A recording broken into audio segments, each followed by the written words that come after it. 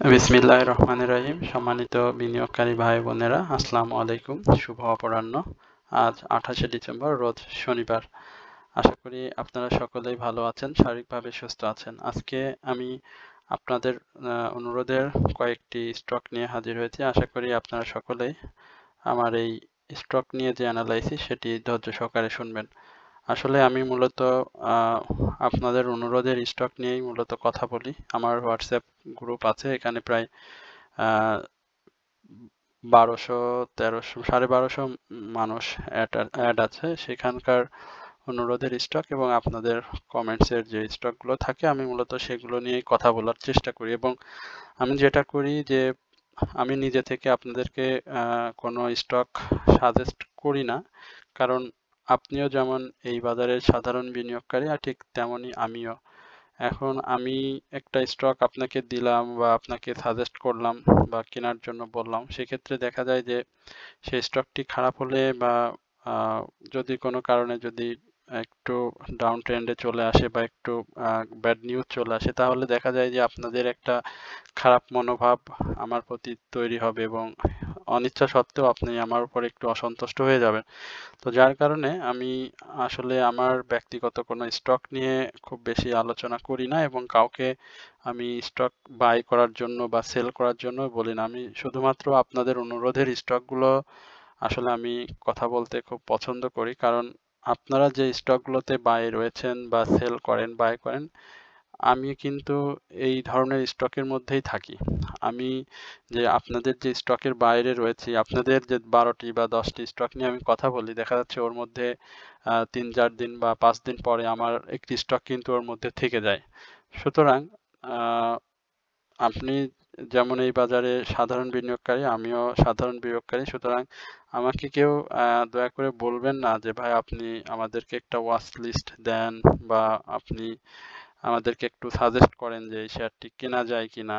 বা আমি আমি একটু আমি একটু নিরপেক্ষভাবে থাকতে চাই, কারণ আমি বললে আপনারা হয়তো অনেকেই কিনতে চাইবেন, আমার অনেকেই পছন্দ করেন বা আমার কাছ থেকে জানার চেষ্টা করেন। আমি শুধু বলবো যে আপনি যে স্টকটি কেনেন না কেন, অবশ্যই সেই স্টকটির ফান্ডামেন্টাল বিষয়গুলো, ইপিএস এর এবং শেয়ারটির ডিভিডেন্ড সংক্রান্ত যে বিষয়গুলো থাকে, ক্যাটাগরি, সেই হিস্ট্রিগুলো আপনি জেনে শেয়ারটিতে বাই করবেন বা এন্ট্রি নেবেন। হুট করে প্রাইস অ্যাকশন হচ্ছে, হুট করে আপনি শেয়ারটিতে বাই নিলেন বা এন্ট্রি নিলেন, সেক্ষেত্রে আপনার লাভ হওয়ার সম্ভাবনা যেমনটা রয়েছে, ঠিক লসের সম্ভাবনাটিও রয়েছে। হয়তো আপনি 3-4টি স্টকে বাই রয়েছেন, এরকম একটি স্টক আপ ট্রেন্ডে যাচ্ছে, আপনি সেখানে এন্ট্রি নিয়ে সেই শেয়ারটি থেকে লাভ করে বললেন।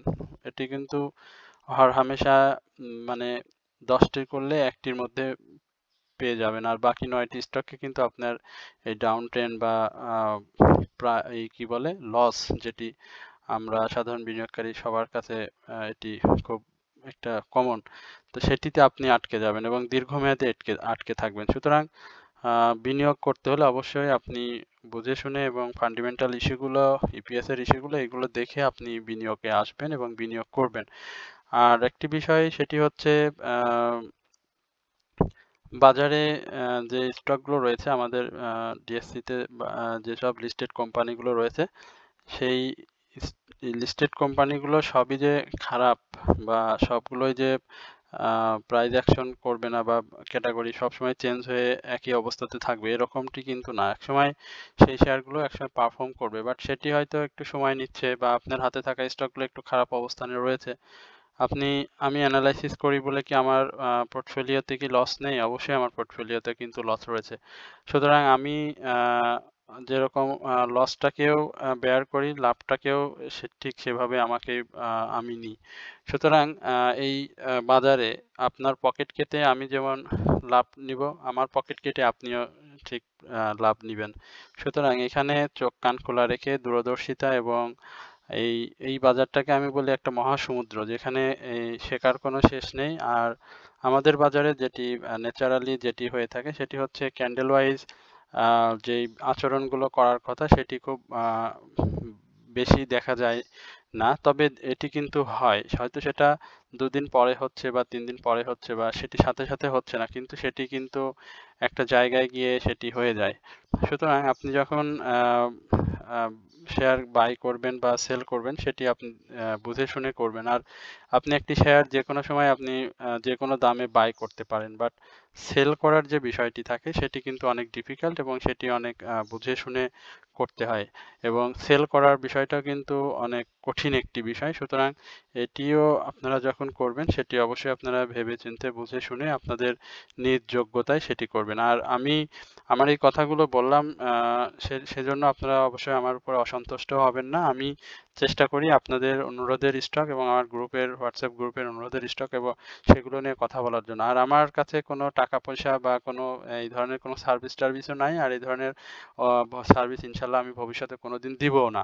সুতরাং আপনারা এটি নিয়ে নিশ্চিত থাকেন যে আমি আপনাদেরকে আ কোনো বাই সেলের বিষয়ে কোনো কথা বলব না।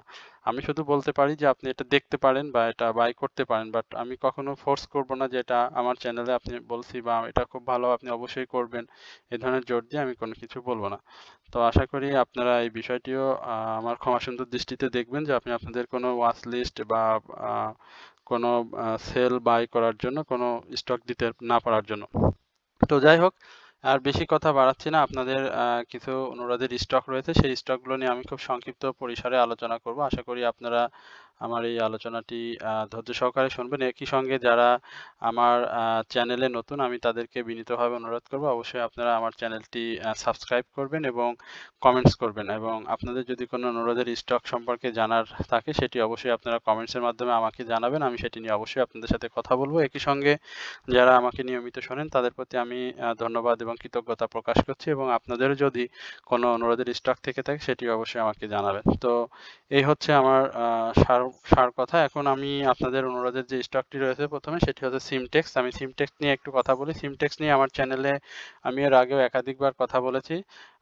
এটি আসলে মূলত টেক্সটাইল সেক্টরের একটি ভালো শেয়ার, এতে সন্দেহ নেই এবং এই শেয়ারটি আগামী দিনে ভালো প্রাইস অ্যাকশন হওয়ার একটি সম্ভাবনা রয়েছে এবং এই শেয়ারটির টেক্সটাইল সেক্টরের একটি ভালো শেয়ার এবং সেক্টর ওয়াইজ যদি মুভমেন্টটা কন্টিনিউ করে এবং আমরা বিভিন্ন সংবাদ মাধ্যমে গত বৃহস্পতিবারও দেখেছি যে এই টেক্সটাইল সেক্টর অনেক দেশই আসলে বিনিয়োগ করতে আগ্রহী এবং তারা বিনিয়োগ করতে চায়। যদি এই বিষয়গুলো একটু ভালোভাবে সামনে আসে এবং বিনিয়োগটা যদি হয়ে যায় তাহলে কিন্তু টেক্সটাইল সেক্টরে ভালো মুভমেন্ট আসবে এবং সেক্টর ওয়াইজে তাদের যে মুভমেন্ট সেটি আমরা দেখতে পাবো। এখন সিমটেক্সের যে ভাই আমাকে বলেছেন আমি জানি না আপনার বাই রেট কত, তবে শেয়ারটি একটি গতকালকে যেটি বৃহস্পতিবার যেটি হয়েছে সেটি কিন্তু ভালো ভলিউমটি গেইন করেছে এবং সেখানে বাই এবং সেল ভলিউমের একটা ভালো কম্বিনেশন ছিল। আমরা সেখানে ১৩ লক্ষ বাই ভলিউম বা টোটাল ভলিউম দেখেছি এবং শেয়ারটি প্রাইস অ্যাকশন করেছে ৩০ পয়সা। তবে শেয়ারটি গত দিনের যে হাই সেটির উপরে ক্লোজ দিতে পারেনি। এটি হচ্ছে মূলত শেয়ারটির জন্য একটি ব্যাড সাইন এবং ক্যান্ডেলটি মোটামুটি ভালো। ক্যান্ডেলের অবস্থান ভালো, খারাপ না এবং শেয়ারটির যে RSI সেটি দেখতে পাচ্ছেন ৫১.৫৩ এবং হিস্টোগ্রামের বা মুভিং এভারেজ যদি বলি সেখানে শেয়ারটিতে আমরা সেল সিগন্যাল দেখতে পাচ্ছি, অর্থাৎ প্রাইস ভ্যালুর উপরে মুভিং এভারেজের অবস্থান। এছাড়াও MACD যদি আমরা দেখি সেখানে অরেঞ্জ রেখা কিন্তু ব্লু রেখার উপরে অবস্থান করছে এবং হিস্টোগ্রামের বারটিও ধূসর হয়ে আসছে। সুতরাং আমার কাছে যেটি মনে হয় শেয়ারটি একটি কারেকশন জোনে আসবে এবং সেই কারেকশন জোনটা তো আমি এর আগেও আপনাদেরকে বলেছিলাম যে ১৭ টাকা ৫০ পয়সা থেকে ১৭ টাকা ২০ পয়সা ৩০ পয়সা এই লেভেলে একটি শেয়ারটি আমরা দেখতে পাবো এবং সেই লেভেল থেকেই কিন্তু শেয়ারটি এর আগেও ঘুরে গিয়েছে এবং প্রাইস অ্যাকশন করেছে, আপ ট্রেন্ডে যাওয়ার জন্য চেষ্টা করছে। তো এখন সিমটেক্সের যে বিষয় সেটি অবশ্যই আমার কাছে পজিটিভ এবং শেয়ারটি যেহেতু তার ক্যাশ ডিভিডেন্ড সহ ফার্স্ট কোয়ার্টার যে EPS দিয়েছে সেটিও ভালো। পি রেশিওটাও মোটামুটি একটা সেফটি জোনেই বলবো। তো আশা করি এই সিমটেক্স এটি আগামী দিনে আমরা হয়তো একটু কারেকশন জোন দেখতে পারি, তবে সেই কারেকশনটা যদি সে না দেয় তাহলে হয়তো আমরা 18 টাকা 50 পয়সা থেকে 18 টাকা 70 পয়সা এই লেভেলে শেয়ারটিকে দেখব। আর যদি দেখব এবং সেখানে যাওয়ার পরেও তার একটি কারেকশন আসার থাকবে। আর যদি সে সেটি না করে তাহলে শেয়ারটি আবার আপ ট্রেন্ডে চলে যাবে এবং আপ ট্রেন্ডে যদি যায় তাহলে এই শেয়ারটিকে আমি বলবো যে অবশ্যই 18 টাকা 60 পয়সা থেকে 18 টাকা 70 পয়সা এই লেভেলে এটিকে অবশ্যই ক্লোজ দিতে হবে এবং এখান থেকে আমরা শেয়ারটিকে 19 টাকা 20 পয়সা এই লেভেলে পাবো এবং সেটিকে যদি সে সাকসেসফুলি ব্রেকআউট দিতে পারে তারপরে আমরা এটিকে 20 টাকা বা 20 টাকা 50 পয়সা বা 21 টাকা এইখানটাতে আমরা সিমটেক্সকে দেখতে পাবো। তো সেই পর্যন্ত আমাদেরকে একটু অপেক্ষা করতে হবে। একই সঙ্গে শেয়ারটির যে ভলিউমটা সেটিও কন্টিনিউ করতে হবে এবং ভলিউমটা যদি ধরে রাখতে না পারে তাহলে কিন্তু সেভাবে প্রত্যাশা অনুযায়ী শেয়ারটির প্রাইস অ্যাকশন হবে না। এই হচ্ছে মূলত সিমটেক্স নিয়ে আমার সংক্ষিপ্ত পরিসরের আলোচনা। এরপরে পদ্মা ওয়েল, এই পদ্মা ওয়েল নিয়ে আমার কাছে বেশ কিছু রিকোয়েস্ট ছিল এবং সেটি আমি আলোচনা করেছি আপনাদের সঙ্গে আমার গ্রুপে এবং সেটিও আপনারা দেখেছেন।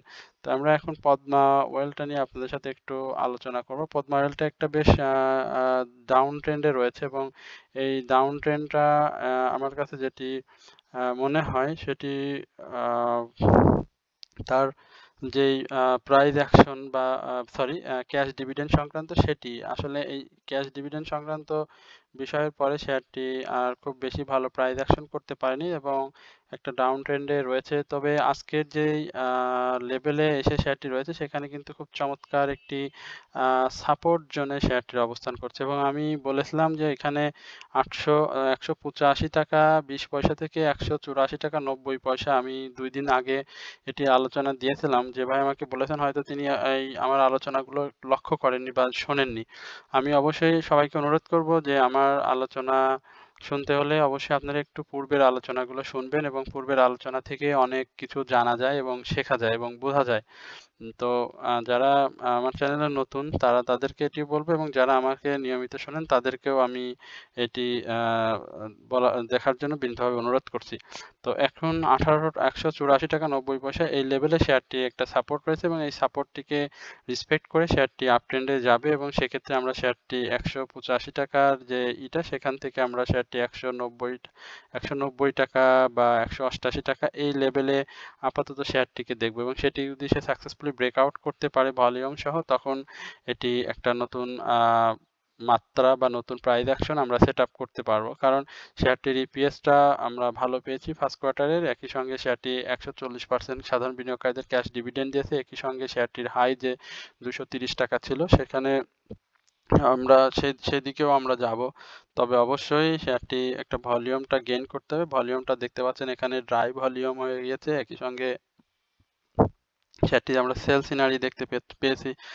মুভিং এভারেজ অনুযায়ী হিস্টোগ্রামের বার এমএসিডি সবকিছু মিলিয়ে শেয়ারটিতে এখন সেল সিনারি রয়েছে এবং আরএসআইটাও 37.94 এই জায়গাতে অবস্থান করছে। যদিও এই গত বৃহস্পতিবার শেয়ারটি নেগেটিভ মার্কেটে পজিটিভ মার্কেটে 50 পয়সার একটি আপ ট্রেন্ড দিয়েছে এবং সেটি বেশি সাস্টেনেবল হবে না। আমরা এখান থেকেও শেয়ারটিকে আরেকটু ডাউনে দেখতে পাবো। তো যারা এই শেয়ারটিতে বিনিয়োগে রয়েছেন তাদেরকে বলবো এটি অনেক ভালো ফান্ডামেন্টাল একটি শেয়ার এবং দীর্ঘমেয়াদে এই শেয়ারটি থেকেও আপনারা প্রফিট টেক করতে পারবেন এবং এই শেয়ারটি যদি 180 টাকা 184 টাকা এই লেভেলে আসে এখান থেকেও যদি এন্ট্রি নেন তাহলে 190 টাকা এই লেভেলে আসলেও আপনারা ছোট একটা প্রফিট টেক করতে পারবেন। আর দীর্ঘমেয়াদে সময় দিলে অবশ্যই এই শেয়ারটি অনেক ভালো করবে। তো এই হচ্ছে মূলত পদ্মা অয়েল নিয়ে আমার সংক্ষিপ্ত পরিসরে আলোচনা। এরপরে লেগেসি ফুড এই শেয়ারটি নিয়ে আপনাদের একটা অনুরোধ রয়েছে, আমরা একটু দেখি লেগেসি ফুডের কি অবস্থা। লেগেসি ফুডের এই এটি টেনারি ইন্ডাস্ট্রির একটি শেয়ার, এই শেয়ারটি ভালো করবে এবং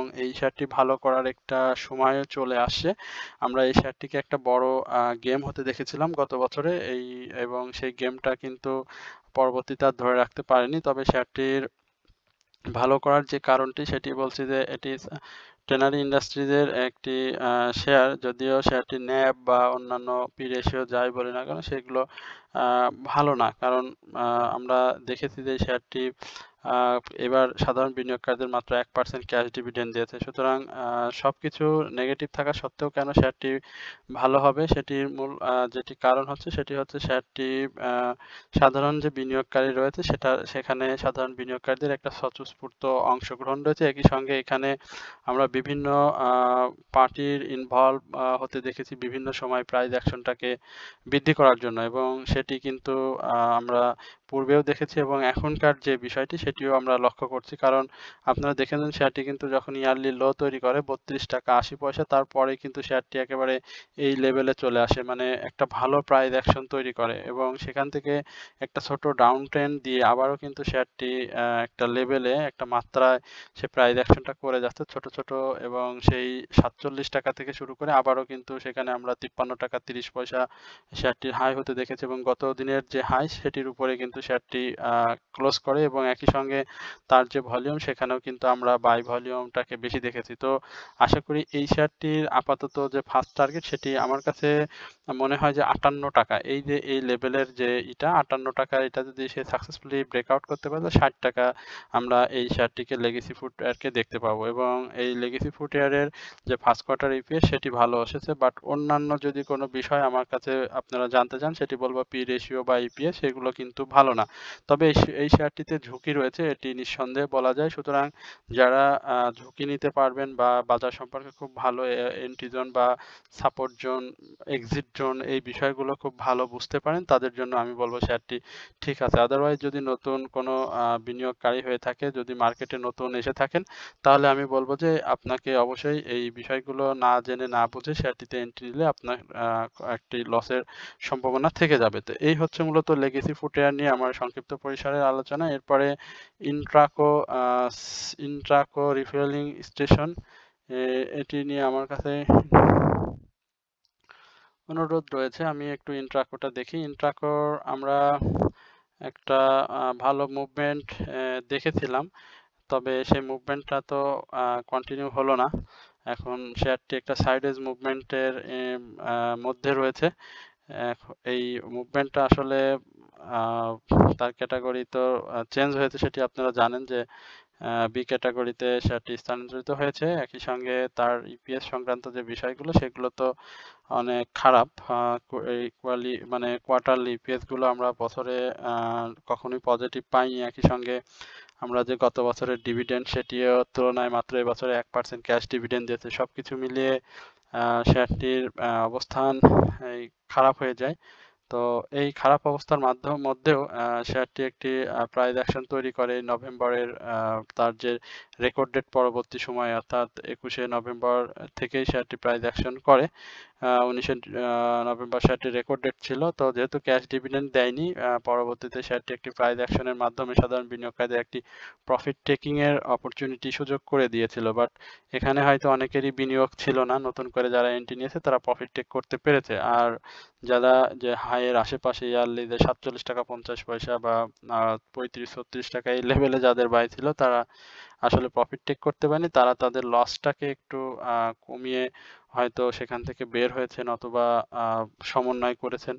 তো এখন এটি সাইডওয়েজ মুভমেন্টে রয়েছে। শেয়ারটি অবশ্যই 22 টাকা 21 টাকা 70 পয়সা থেকে 22 টাকার এই লেভেলটাকে অবশ্যই ক্রস করতে হবে এবং একটি 22 টাকা 50 পয়সায় এই জায়গায় এসে শেয়ারটিকে অবস্থান নিতে হবে, এবং সেটি যদি সে করতে পারে তাহলে আবার নতুন করে একটা প্রাইস অ্যাকশন হওয়ার সম্ভাবনা রয়েছে। আর গতকালকে আমরা শেয়ারটিকে তার যে হাই 20 টাকা 80 পয়সা তার উপরে কিন্তু শেয়ারটিকে ক্লোজ দিতে দেখতে পারিনি, এবং এখানে আগামী দিনে আবার নেগেটিভ ভাবে আরো নেগেটিভ হওয়ার একটি ডাউন ট্রেন্ডে আসার একটি ইঙ্গিত দিয়েছে, এবং সেক্ষেত্রে আমি যেটি বলবো যে 19 টাকা 90 পয়সা থেকে 19 টাকা 70 পয়সা এই লেভেলে শেয়ারটি একটি সাপোর্ট রয়েছে, এবং এই সাপোর্টটিতে শেয়ার আসবে, এবং সেখান থেকে যদি কেউ এন্ট্রি নিতে পারেন তাহলে 21 টাকা 70 পয়সা থেকে 22 টাকা 40 পয়সা এই লেভেলটি হবে শেয়ারটির প্রফিট টেকিং জোন। আর স্টপ লস আপনি আপনার মতো করে নেবেন, যেহেতু শেয়ারটির প্রাইস খুব বেশি না, আপনি ইচ্ছা করলেই বুঝে এখানে স্টপ লসটা নিতে পারবেন।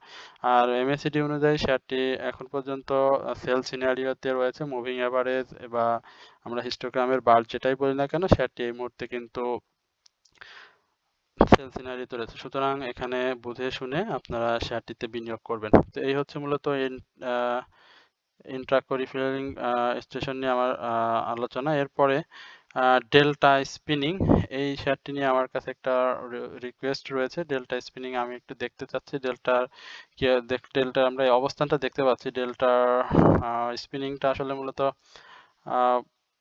এটা এখন কি বলবো, এটা জেড ক্যাটাগরির একটি শেয়ার এবং তার কোনো প্রাইস অ্যাকশনটি নাই এবং 52 সপ্তাহের যে হাই ছিল সেটা আমরা জানি যে 9 টাকার মতো হাই ছিল, সেটা আসলে অনেক পুরাতন। ডেল্টা স্পিনিং এখন ভাই এটা নিয়ে বলার মতো কিছু নাই, এটাতে অপেক্ষা করতে হবে কারণ ভলিউম তো নাই, পাশাপাশি পাবলিক হোল্ডিংটা অনেক বেশি এবং ভলিউমের যে প্রবাহ থাকার দরকার ছিল সেটি নাই।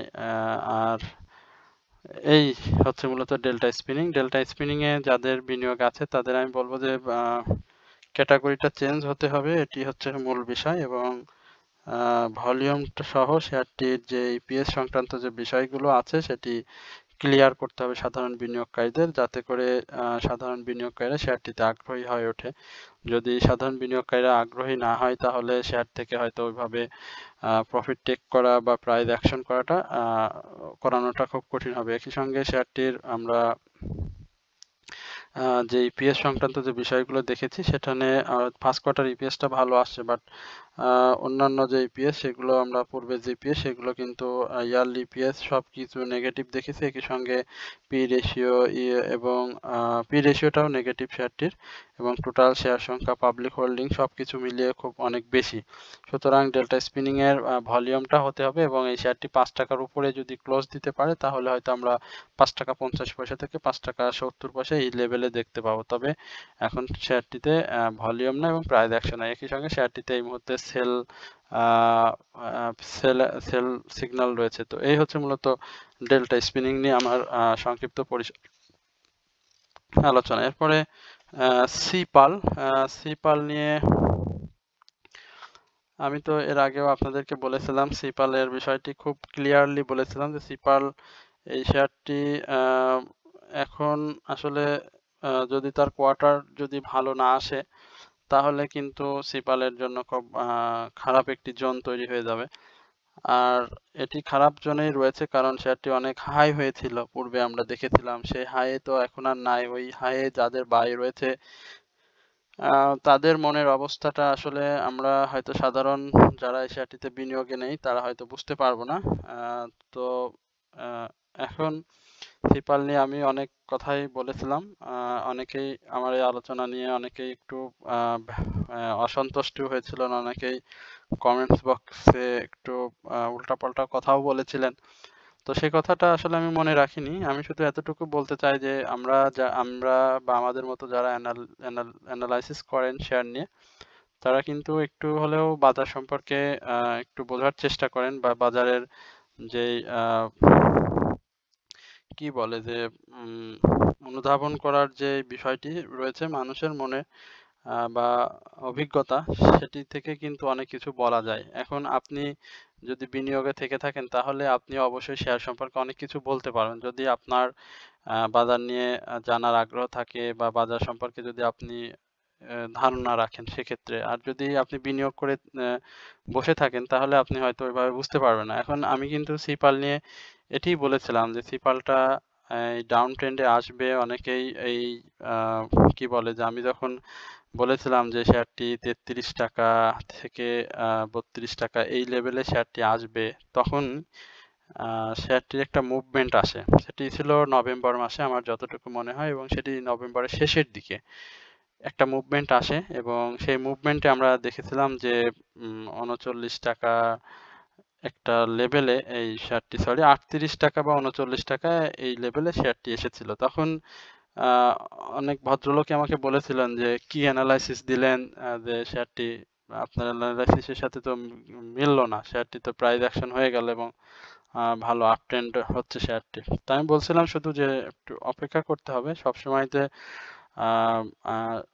যে একদম সাথে সাথে অ্যাটাক করবে আমার কথা এরকম তো না, একটু ধৈর্য ধরেন, আশা করি হবে। তো শেয়ারটি এখন কিন্তু ঠিক সেই জায়গাতেই চলে আসছে এবং আগামী দিনে আমার কাছে যেটি মনে হয় আগামী দিনে শেয়ারটি 33 টাকা যদি উপরে ক্লোজ করতো, অর্থাৎ 34 টাকা 50 পয়সাতে যদি ক্লোজ করতো তাহলে আমি বলতাম যে না, এখানে হয়তো আবার নতুন করে শেয়ারটি প্রাইস অ্যাকশন শুরু হবে। বাট এখন যে অবস্থাতে রয়েছে, হয়তো আমরা 34 টাকা 20 পয়সা বা 30 পয়সা এই লেভেলে শেয়ারটিকে আবার দেখব, দেখে আবারও শেয়ারটি কারেকশন জোনে আসবে এবং সেই কারেকশনটা আপনাকে লক্ষ্য রাখতে হবে। যদি সে ইয়ারলি লোকে যদি টাচ না করে, তাহলে এই লেভেলেই সে ঘোরাফেরা করবে, অর্থাৎ 34 টাকা থেকে 37 টাকা এই লেভেলটাতে সে তার সময়টাকে পার করবে, লাইফ সার্কেলটাকে পার করবে। আর যদি সে নিচে চলে আসে তাহলে কিন্তু আবার চিন্তাটা অন্যরকম হয়ে যাবে। যদিও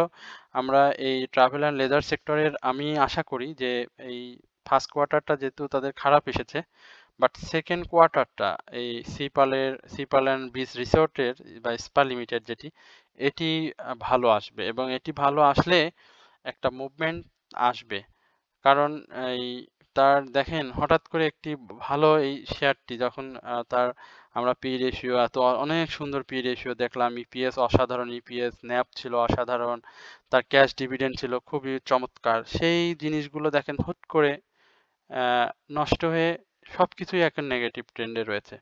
তো এই রিসোর্টের মানে ট্রাভেল লেজার সেক্টরের যে মুভমেন্টটা, এটি তো নাই এবং এই সেক্টরের যে শেয়ারগুলো রয়েছে প্রত্যেকটা শেয়ার কিন্তু একটা ডাউন ট্রেন্ডে রয়েছে এবং ভালো, তাদের ব্যবসার অবস্থাটাও খুব বেশি ভালো না। সুতরাং এইখানে আপনাদেরকে একটু সময় দিতে হবে। অবশ্যই এটি ভালো হবে, তবে সময় দিতে হবে, সময় দেওয়ার বিকল্প নাই। সময় দেন এবং অপেক্ষা করেন। আশা করি এটি সামনের আগামী বছরে অর্থাৎ সেকেন্ড কোয়ার্টারে যদি ইপিএসটা ভালো আসে তাহলে এটি কিন্তু ভালো একটা মুভমেন্ট আমরা দেখতে পাবো। আর আদারওয়াইজ এই 34 টাকা বা 35 টাকা এই লেভেলে সে ঘোরাঘুরি করবে এবং ঘোরাঘুরি করে যদি এর উপরে যদি সে সাকসেসফুলি করতে পারে, ব্রেকআউট করতে পারে, তাহলে আবার আমরা এটাকে একটা লেভেলে দেখতে পাবো। সেক্ষেত্রে হয়তো 42 টাকা 43 টাকা একটা লেভেল আমরা এই শেয়ারটিতে পাবো। আর এই মুহূর্তে শেয়ারটিতে মুভিং অ্যাভারেজ বলি বা হিস্টোগ্রামের বার বলি, সবকিছু অনুযায়ী শেয়ারটিতে এখন আমরা সেল সিনারি দেখতে পাচ্ছি। তো এই শেয়ারটি নিয়ে এই হচ্ছে মূলত আলোচনা। তো যারা এই শেয়ারটিতে রয়েছেন সময় দিতে হবে এবং সময় দিয়ে ধৈর্য ধরেন, অবশ্যই এটি একটা পর্যায়ে এসে প্রাইস অ্যাকশন হবে। এরপরে নাভানা ফার্মাটাকে আমরা একটু দেখি, নাভানা ফার্মার কি অবস্থা। নাভানা ফার্মা আমরা দেখতে পাচ্ছি এটি ফার্মাসিউটিক্যাল সেক্টরে একটি ভালো স্টক এবং এই স্টকটি যখন বাজারে আসে তখন খুব ভালো প্রাইস অ্যাকশন হয়েছিল এবং আমি নিজেও এই শেয়ারটি থেকে ভালো একটা প্রাইস প্রফিট বলেন যাই বলেন সেটি নিয়েছিলাম। এখন শেয়ারটি সাইডওয়েজ মুভমেন্টের মধ্যে দিয়ে যাচ্ছে, শেয়ারটি পি রেশিও বেশ ভালো সেফটি জোনের মধ্যে রয়েছে, ইপিএসটাও অনেক সুন্দর এসেছে, একই সঙ্গে ক্যাশ ডিভিডেন্ডটাও নাভানা ফার্মা ভালোই দিয়েছে, সাধারণ বিনিয়োগকারীদের 14% ক্যাশ ডিভিডেন্ড দিয়েছে এবং ইয়ারলি হাই 119 টাকা। আশা করি নাভানা ফার্মা এই সাইডওয়েজ মুভমেন্ট থেকে বের হয়ে আসবে এবং সেটি হতে হলে শেয়ারটির ভলিউমটা গেইন করতে হবে, কারণ এই মুহূর্তে ভলিউমের বিকল্প নেই শেয়ারটিতে। তো শেয়ারটি যদি ভলিউমটা গেইন করতে পারে তাহলে শেয়ারটি অবশ্যই প্রফিট মানে প্রাইস অ্যাকশন করবে। আর নাভানা ফার্মার ন্যাব যেটি, সেটি কিন্তু খুবই ভালো। একই সঙ্গে এই শেয়ারটিতে আমরা বিদেশি অর্থাৎ ফরেন ইনভেস্টর রয়েছে, এখানে প্রায় 2,11,00,000 মতো শেয়ার রয়েছে এবং পাবলিক হোল্ডিংটাও মোটামুটি ভালো, 3,80,00,000 শেয়ার। সুতরাং এখানে শেয়ারটির অবশ্যই ভলিউমটা গেইন করতে হবে। তো আশা করি এই নাভানা ফার্মা অবশ্যই ফার্মাসিউটিক্যালস লিমিটেডের এই শেয়ারটি ভলিউমটা গেইন করবে এবং প্রাইস অ্যাকশন করবে এবং এই শেয়ারটির প্রাইস অ্যাকশনের যে বাধাগুলো রয়েছে সেখানে আমি যদি বলি, এটা অবশ্যই তাকে ভালোভাবে ব্রেকআউট করতে হবে। 54 টাকা এই লেভেলে শেয়ারটিকে অবস্থান নিতে হবে এবং সেটিতে যদি নিতে পারে তাহলে হয়তো আমরা এই শেয়ারটিকে এই লেভেল অর্থাৎ 64 টাকা থেকে 61 টাকা এই লেভেলে সেকেন্ড জোনে আমরা শেয়ারটিকে দেখতে পাবো। তবে শেয়ারটিকে অবশ্যই 54 টাকা এই লেভেলে শেয়ারটিকে আগে ব্রেকআউট করতে হবে। তো আশা করি এই শেয়ারটি ভলিউম সহ সেটা করবে। একই সঙ্গে সাধারণ বিনিয়োগকারী যারা এই শেয়ারটিতে রয়েছেন তাদেরকে আমি বলবো যে শেয়ারটিতে আপনারা অবশ্যই ধৈর্য সহকারে থাকবেন এবং শেয়ারটিতে এই মুহূর্তে ডাউন ট্রেন্ডে যাওয়ার খুব বেশি একটা সুযোগ নেই এবং আমার কাছে যেটি মনে হয় 48 টাকা থেকে 48 টাকা 80 পয়সা এই লেভেলটি হয়তো শেয়ারটির একটা সাপোর্ট জোন এবং এই সাপোর্ট জোনকে শেয়ারটি অনেক ভালো রেসপেক্ট করছে বারবারই এবং সেটিকে রেসপেক্ট করেই সে এখান থেকে শেয়ারটি আপ ট্রেন্ডে যাবে। আর শেয়ারটিতে এই মুহূর্তে সেল সিনারি রয়েছে। তো এই হচ্ছে মূলত নাভানা ফার্মা নিয়ে আমার সংক্ষিপ্ত পরিসরের আলোচনা। এরপরে DBH D DB D DBH এর এটা কি স্যার? আমি হ্যাঁ, ডেল্টা ব্র্যাক ডিবিএইচ নিয়ে আমার একটা অনুরোধ রয়েছে। ডিবিএইচ এর আমরা একটু দেখি ডিবিএইচ কি অবস্থানে রয়েছে। ডিবিএইচটা ভলিউমটা তো নাই শেয়ারটির, ভলিউম এই ডেল্টা ব্র্যাক হাউজিং ফিনান্সের ভলিউম নাই, একই সঙ্গে সেক্টরাইজড মুভমেন্টটাও নাই এই মুহূর্তে। সুতরাং সেই কারণেই শেয়ারটিতে প্রাইস অ্যাকশন হচ্ছে না। তবে শেয়ারটির ন্যাভ যথেষ্ট পরিমাণে ভালো, এই শেয়ারটিতে প্রাইস অ্যাকশন হবে এতে কোনো সন্দেহ নেই। তবে শেয়ারটির প্রাইস অ্যাকশনের করতে হলে যেটি আমার কাছে সব থেকে ইম্পর্টেন্ট মনে হয় সেটি হচ্ছে বাজারের যে সাস্টেনেবল, যেটি একটা জায়গায় স্থায়ীভাবে থাকবে এবং সেখান থেকে বাজার আপ ট্রেন্ডে যাবে, আবার ডাউন ট্রেন্ডে আসবে, আবার আপ ট্রেন্ডে যাবে এবং সেটা সে ভালোভাবে করবে, একই সঙ্গে ভলিউমটা গেইন করবে এবং তারল্যর যে বিষয়টি সেটি মার্কেট থেকে মার্কেটের যে তারল্য সংকট রয়েছে সেটিতে একটি ফিনান্সিয়াল ইনস্টিটিউশনের কিন্তু ভালো ভূমিকা থাকে। সুতরাং এই বিষয়গুলো যদি সাকসেসফুলি হয়ে যায় তাহলে ডেল্টা ব্র্যাক হাউজিং সহ ফিনান্সিয়াল সেক্টরের অন্যান্য যে স্টকগুলো রয়েছে তাদের কিন্তু একটা ভালো প্রাইস অ্যাকশন হবে। এখন ডেল্টা ব্র্যাক যে অবস্থাতে রয়েছে সেটিকে অবশ্যই support zone plus price action zone এটি বলা যাবে না, তবে সাপোর্ট জোনের পাশাপাশি সে অবস্থান করছে এবং গত দিনে শেয়ারটি 10 পয়সা ভলিউম হয়েছে, মানে প্রাইস অ্যাকশন হয়েছে, বাট এই প্রাইস অ্যাকশনটা সাস্টেনেবল হবে না। কারণ সে এখানে হতো যদি সে একটু 38 টাকা থেকে 39 টাকা এই লেভেল, 38 টাকা 80 পয়সা থেকে বা 70 পয়সা থেকে যদি 39 টাকায়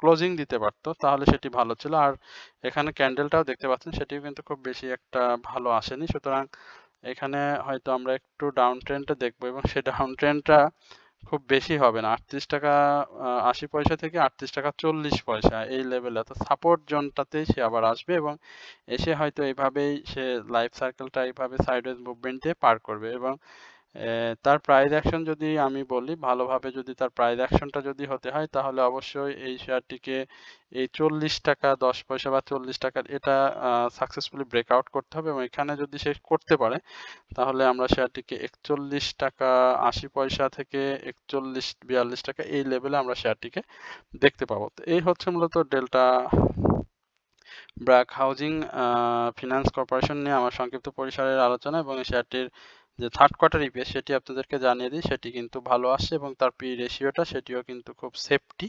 সুতরাং আপনি বিনিয়োগ করতে পারেন ওই সাপোর্ট জোনে, এন্ট্রি জোনে আপনি শেয়ারটিতে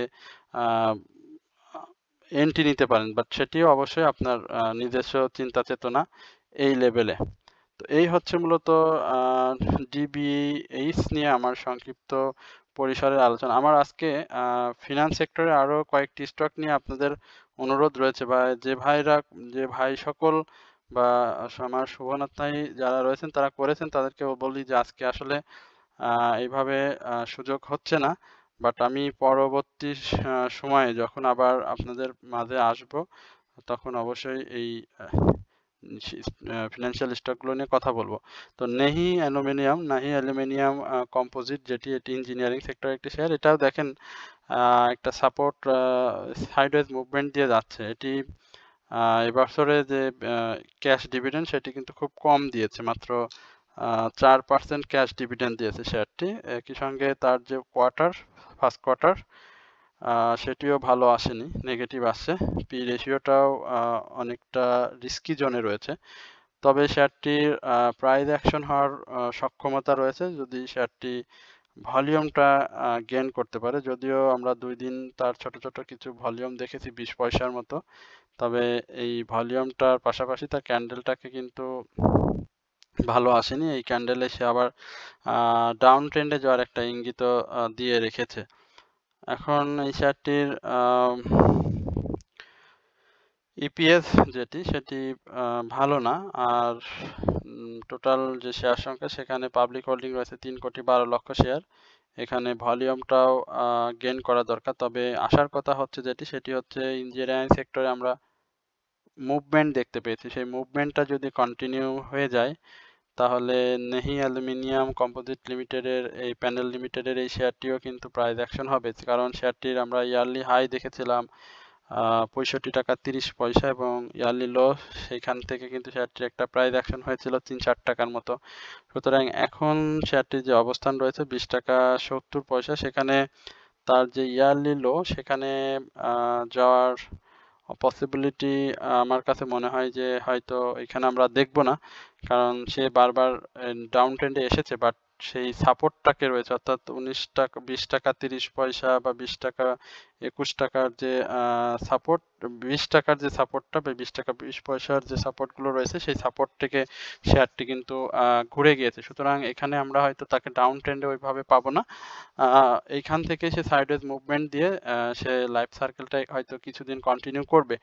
আর প্রাইস অ্যাকশনটা যদি আমি বলি তাহলে এই লেভেলে এসে, অর্থাৎ 22 টাকা এই লেভেলে এসে তাকে ক্লোজ দিতে হবে। যদি সে সাকসেসফুলি ক্লোজ দিতে পারে তাহলে শেয়ারটি প্রাইস অ্যাকশন হবে। আর আগামী দিনে রবিবারে, আগামীকালকে যেটি হতে পারে, শেয়ারটির আরেকটু ডাউন ট্রেন্ডে, আবার ডাউন ট্রেন্ডে আসার সম্ভাবনা রয়েছে এবং সেটি যদি না করে যদি আপ ট্রেন্ডে যায় তবে সেটিও কিন্তু বেশি সাস্টেনেবল হবে না। তো এই হচ্ছে মূলত, আর হিস্টোগ্রামের বার বা মুভিং অ্যাভারেজ সব কিছু মিলিয়ে শেয়ারটিতে এই মুহূর্তে সেল সিনারিতে রয়েছে। তো এই হচ্ছে মূলত নাহি অ্যালুমিনিয়াম নিয়ে আমার সংক্ষিপ্ত পরিসরের আলোচনা। এরপরে আমি আপনাদের বিডি ফাইন্যান্স, বললাম যে ফাইন্যান্স সেক্টরের আসলে অনেকগুলো রিকোয়েস্ট রয়েছে, আমরা এই বিডি ফাইন্যান্সটাকে একটু দেখি। বিডি ফাইন্যান্সের যে বিষয় সেটি আমরা দেখতে পাচ্ছি।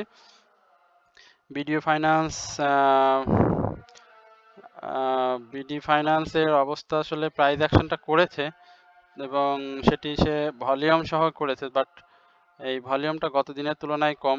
দেখেন এখানকার যে ক্যান্ডেলটি এসেছে সেটি কিন্তু নেগেটিভ ক্যান্ডেল এসেছে, কারণ শেয়ারটি গত দিনের হাইয়ের উপরে ক্লোজ দিতে পারেনি।